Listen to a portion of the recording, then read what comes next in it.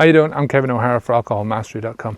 Today I want to talk about 5 different ways that quitting drinking alcohol can help you to find the love of your life.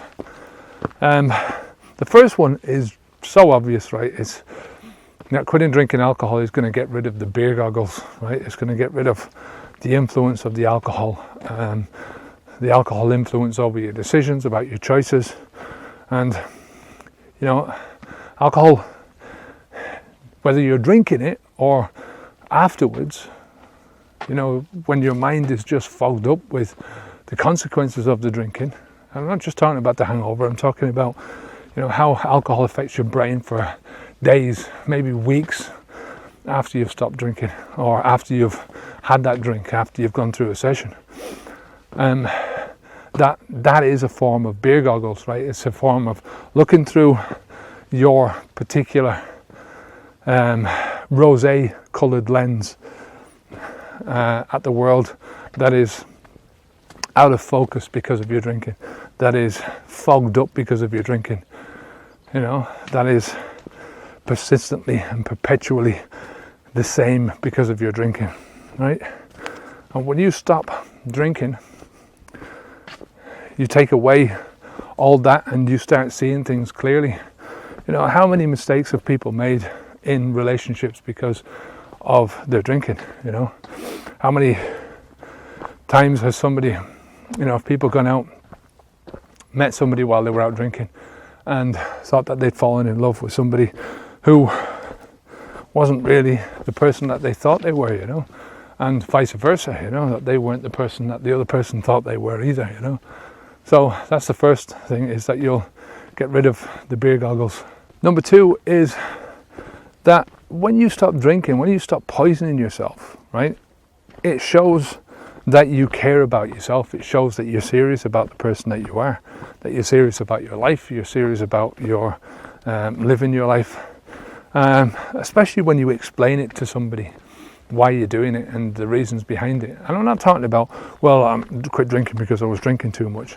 I'm talking about all the deep reasons why you've stopped, because when you were drinking, that so many other aspects of your life were being interfered with because of that alcohol behaviour, because of that alcohol drinking behaviour. Now, I'm not talking about explaining yourself on the first date. You go out on a first date with somebody and it's like, I quit drinking because, blah, blah, blah. I'm talking about when you start getting into a serious relationship with somebody, then you can start explaining yourself. And I think it just adds a different level of meaningness to you. Meaning.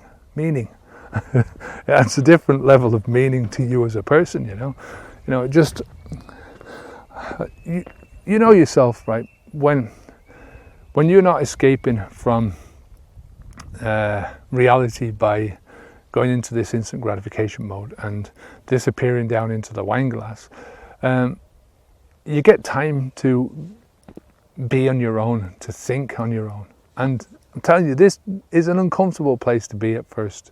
I'll admit that, the first one to admit that, even though I'm very comfortable with myself now. It's hard for me to think back to how uncomfortable it was at the beginning, but I do remember enough to know that it was uncomfortable to just be with myself and to sort of be there at the end of the day and to think, is this really relaxing?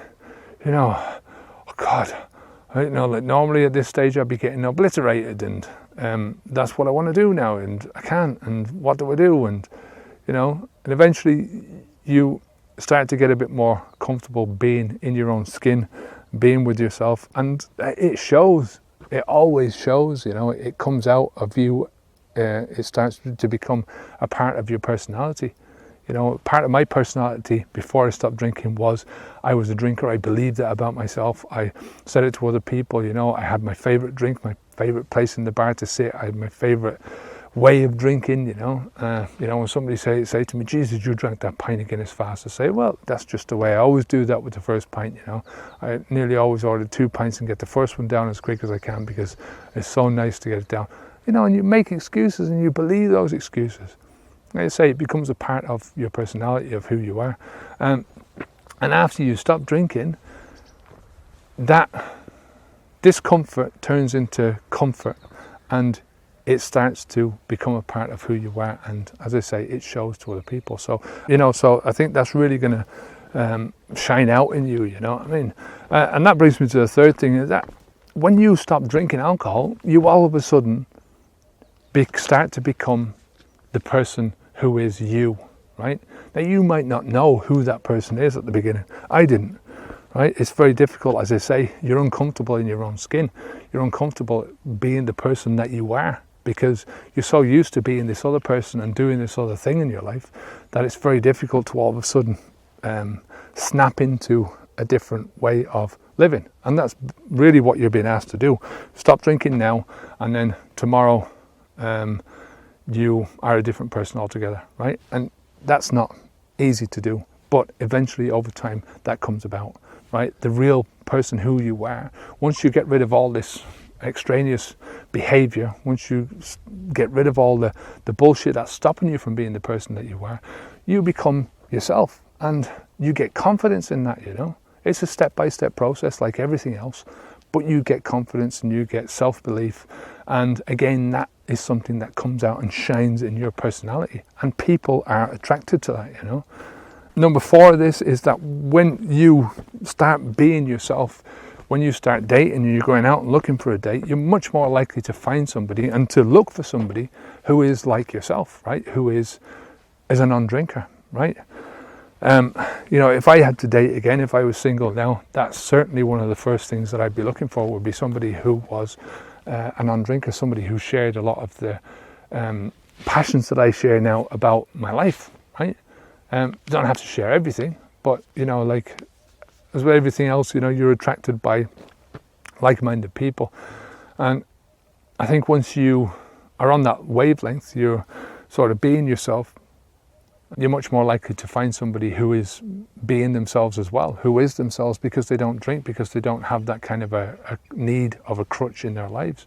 And it might be a bit harder to find this type of person, right? It's easy to go out to a pub, get drunk, and find another drunken person, right, to go out with, right? That's an easy thing to do, It's a bit more difficult when you don't drink, you haven't got that crutch to fall back on, you haven't got that thing which is going to reduce your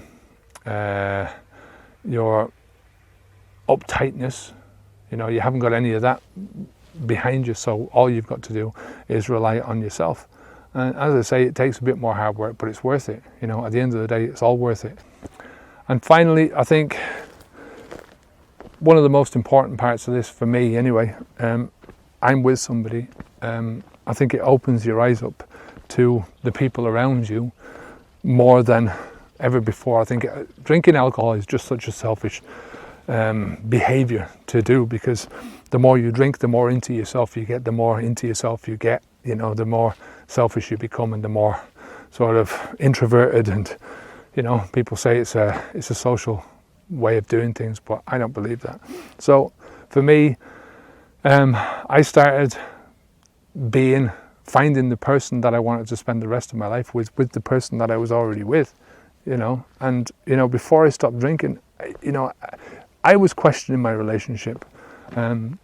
She was definitely questioning her relationship with me, and I think me quitting drinking just opened my eyes to a lot of the things that were already there in front of me. And I'm not just talking about people in your life at this stage. You can fall in love with so many different aspects of life that you thought were just drab and boring and run of the mill, like walking in the mountains. This is something that I am completely in love with.